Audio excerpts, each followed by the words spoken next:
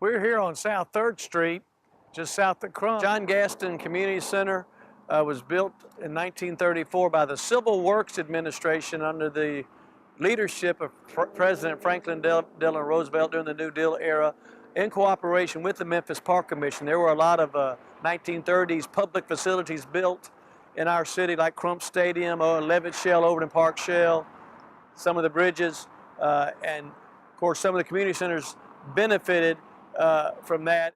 Now, John Gaston was a person who was born in France, immigrated to America, came to New York, worked at Delmonico's, came to Memphis right after the Civil War and opened up a restaurant, then a hotel in downtown Memphis by Court Square. Became famous the world over. Built a mansion down here on South 3rd Street.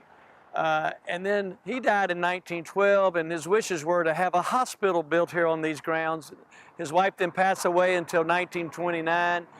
Instead of building the hospital way down here, or use the house to be converted to a hospital, the John Gaston Hospital was built up on Madison Avenue. That later became the Regional Medical Center, and I guess Region 1 now, whatever it is, after Mrs. Gaston passed away, and that was in 1936. So John Gaston's legacy from being an immigrant to America, finding his way to Memphis from New York after the Civil War, being a great restaurant operator, known the world over, and hotel operator, to being a great philanthropist for our community. Now, Don Newman came down here in probably the 1940s and 50s to take this picture, Gaston Park here.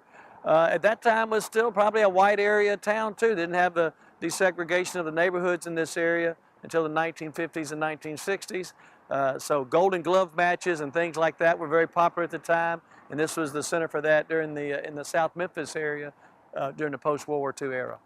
Behind us to the south is a substantial neighborhood area that uses this community center to this day.